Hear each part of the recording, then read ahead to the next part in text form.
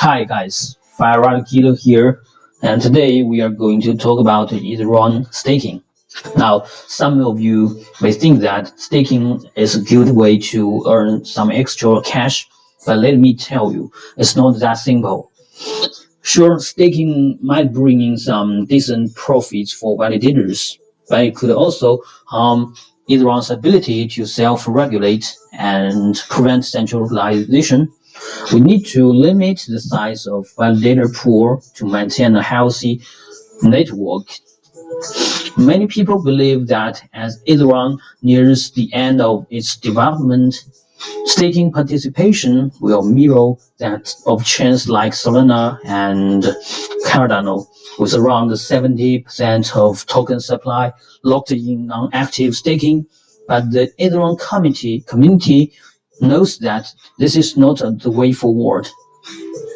Bitcoin maximalists might be right about the Ethereum's monetary policy being subjected to change, but they're wrong in thinking that Ethereum will suffer from excessive inflation. Staking demand is likely to exceed expectations, resulting in lower rewards.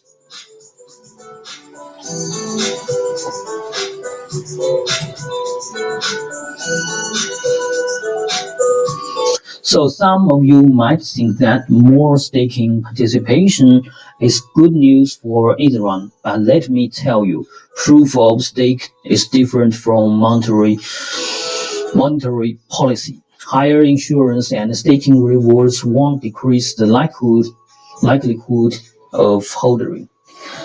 It will only encourage more people to stake their assets for higher APY. Third-party staking services like EigenLayer distort market incentives and undermine Ethereum's monetary policy control. They paint a concerning picture of crypto assets becoming highly financialized.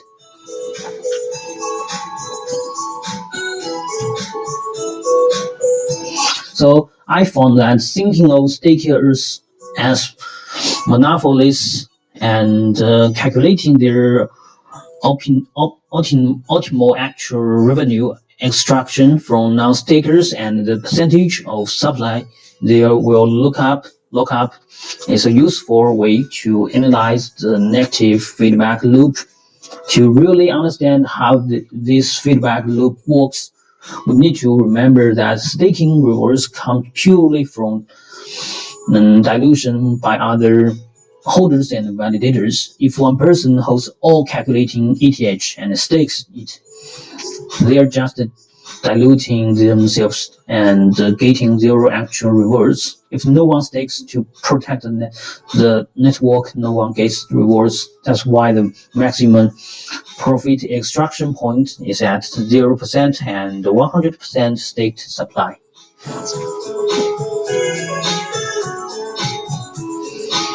In contrast to Ethereum's insurance schedule, Solana's insurance is predetermined and not dependent on the number of validators. So, in order to maximize profits, monopolistic stakers ideally hold as little supply as possible to minimize self-dilution. However, this monopolistic dynamic can be offset by lowering the validator reward rate, making staking less attractive to monopolistic stakers. You see, the problem with restaking is that when we adjust the fees, the actual return on investment no longer approaches zero. It can become negative at high fees or high participation rates. The disconnect between nominal fees and the actual returns will monopolize the equilibrium and shift it into a lower participation rate.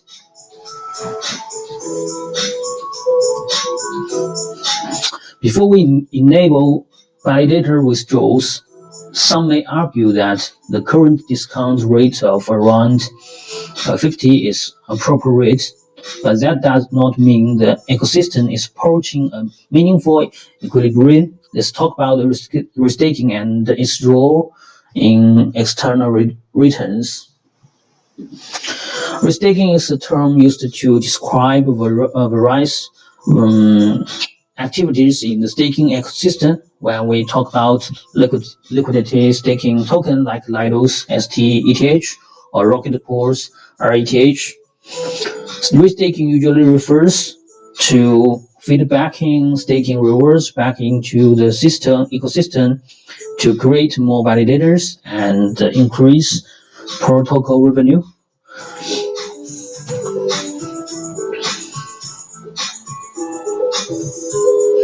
So now, the most common restaking today is through protocols like EigenLayer, which is a set of smart contracts that allow Ethereum stakers to restake their collateral to protect layer 2 applications or protocols by selecting custom additional conditions defined by smart contracts. Stakers will soon be able to earn a yield beyond Ethereum's monetary policy. The key difference between using protocols like EigenLayer for restaking and using liquidity staking token for loop trading is the concept of internal and external returns. While both methods increase returns and risks, loop trading is limited by the negative feedback loop embedded in Ethereum's monetary policy. On the other hand, the Ethereum protocol cannot prevent users from using external yield-generating protocols.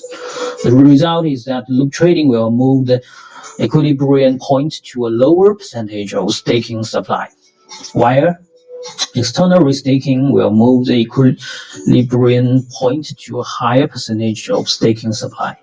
When we model the constantly evolving equilibrium point for different external restaking yields, the results are astonishing. External yields do not self-dilute, and even small increases in yield can have a huge impact on the staking ecosystem. Even a yield rate of 1% from protocols like EigenLayer can push the base staking dynamics to unsustainable levels.